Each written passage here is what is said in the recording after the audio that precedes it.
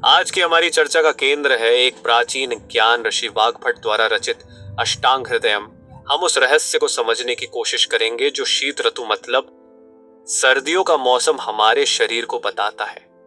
जी, और यह सिर्फ एक खाने पीने की सूची नहीं है, यह मतलब एक गहरा विज्ञान है। प्रकृति की लय के साथ हमारे शरीर को मिलाने का विज्ञान। यह विज्ञान एक बहुत ही सुंदर और सरल सिद्धांत पर आधारित है। यथा पिंडे तथा ब्रह्मांडे जो नियम ब्रह्मांड में काम करते हैं वही हमारे शरीर में भी लागू होते हैं। जब बाहर प्रकृति ठंडी होती है तो शरीर भी अपनी ऊर्जा को भीतर की ओर संजो लेता है, और यही भीतर सिमटी हुई ऊर्जा हमारी जठराग्नि को, हमारी पाचन अग्नि को प्रबल कर देती है। तो इसीलिए वाग्भट कहते हैं कि यह ऋतु शरीर के बल को संचित करने का सबसे उत्तम समय है, सबसे उत्तम समय उसे बनाने का, संवारने का। चलिए इसी बिंदु को थोड़ा और समझते हैं। यह सुनने में थोड़ा उल्टा लगता है कि बाहर ठंड बढ़ने से अंदर की अग्नि तेज हो जाती है। हम आमतौर पर तो हम यही सोचते हैं कि ठंड हर चीज को मंद कर देती है। तो यह शरीर के भीतर कैसे काम करता है? प्रकृति का हर काम विरोधाभासी लग सकता है, पर उसमें एक गहरा संतुलन होता है। जी, जब बाहरी वातावरण शीतल होता है तो शरीर अपनी ऊष्मा को बचाने के लिए त्वचा के जो रोम छिद्र हैं उन्हें सिकोड़ लेता है।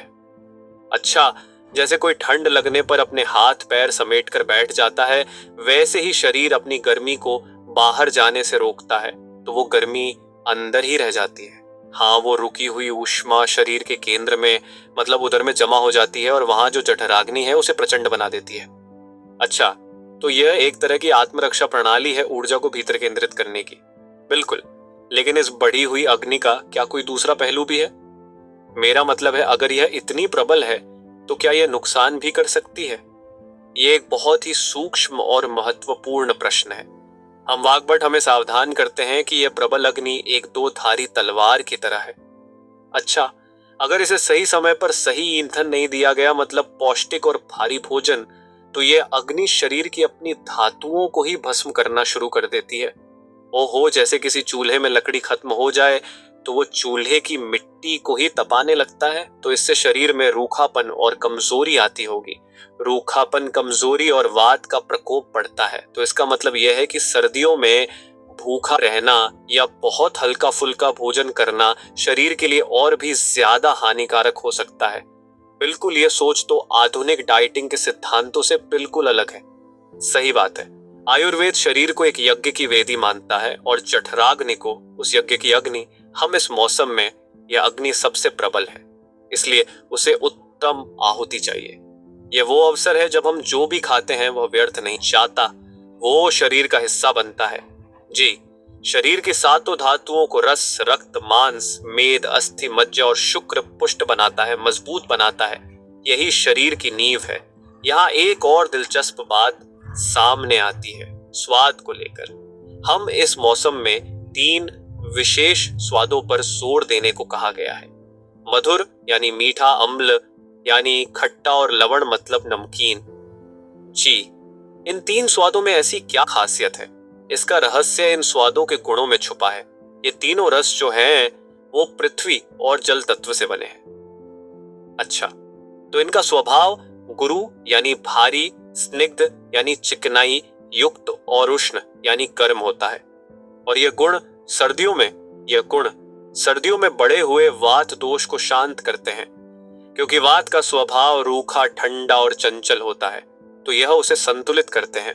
हाँ, ये रस शरीर में जाकर उसी रूखेपन और स्थिरता को संतुलित करते हैं, शरीर को स्थिरता देते हैं, ऊष्मा देते हैं। और इसके विपरीत कसेला, कड़वा और तीखा रस, इनसे बचने की सलाह दी गई है। जी, लेकिन यहाँ एक दुविधा पैदा होती है।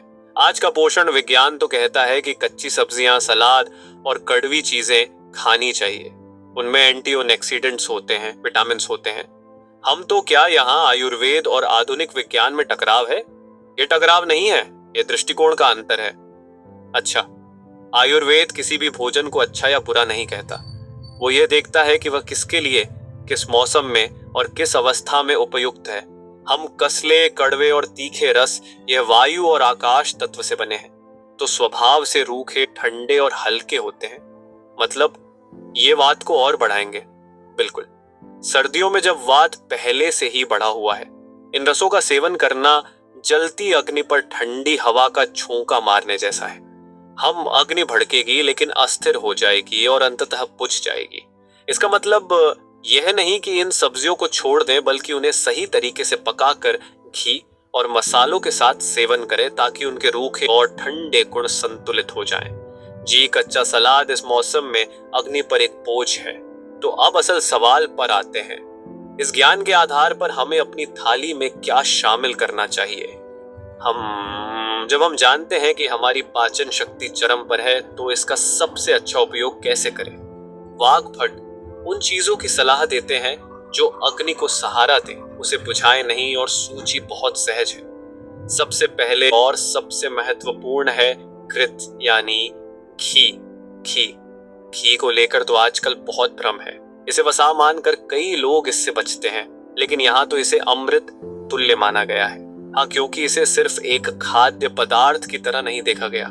वाग्भट इसे एक रसायन मानते हैं। सायन मतलब जो शरीर की हर कोशिका की गहराई तक जाकर पोषण दे और उम्र के प्रभाव को धीमा करे।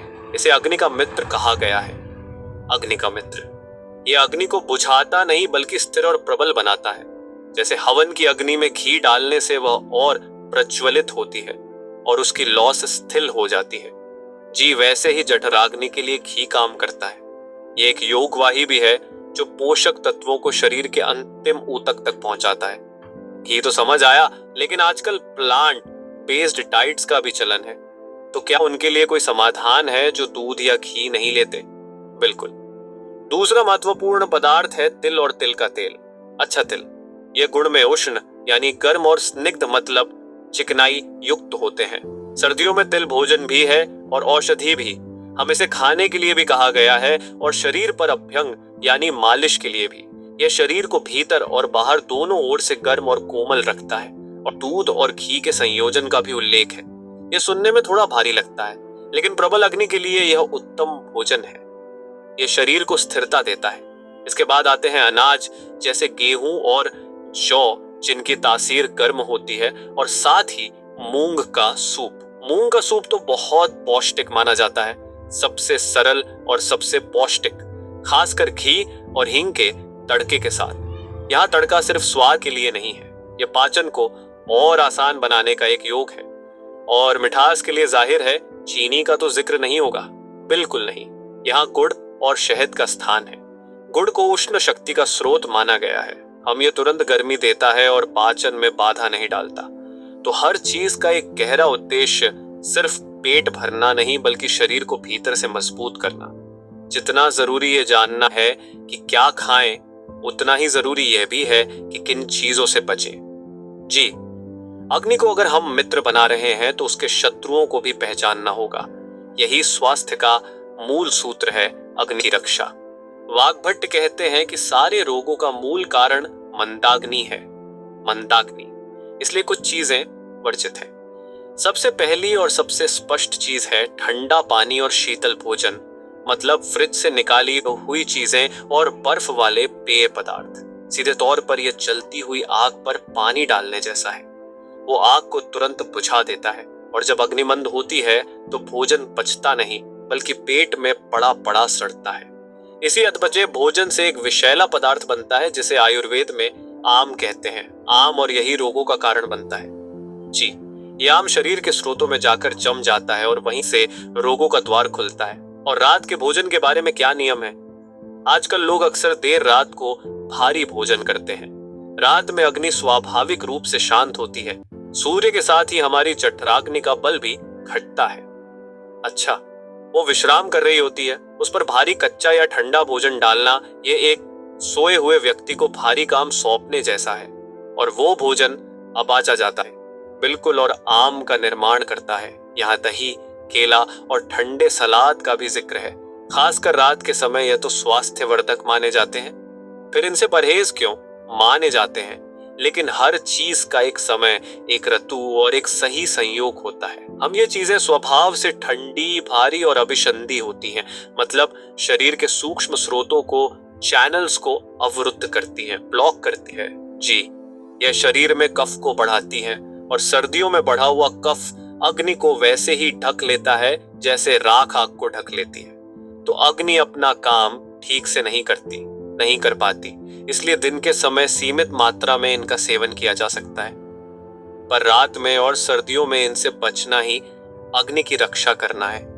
तो इन सभी नियमों का क्या खाना है, कैसे खाना है, कब खाना है, इन सब का असली मतलब क्या है?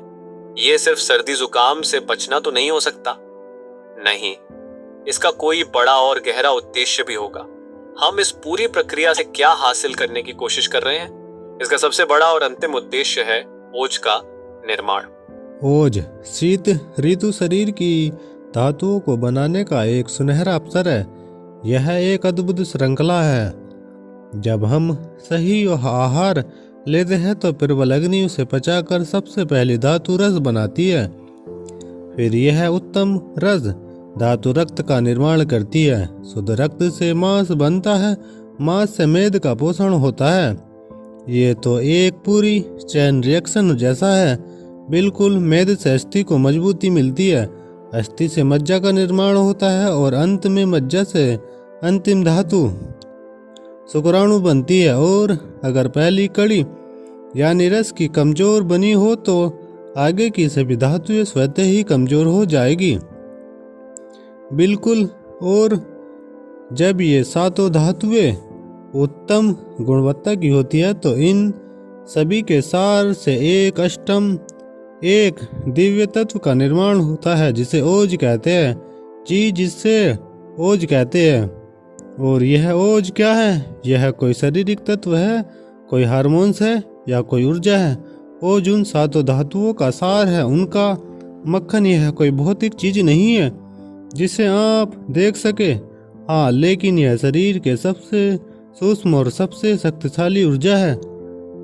यही हमारी जीवनी शक्ति है, यही रोग प्रतिरोधक क्षमता, हमारी इम्यूनिटी। जी, यही हमारे चेहरे का तेज है, हमारी आंखों की चमक और हमारे मन का उल्लास है।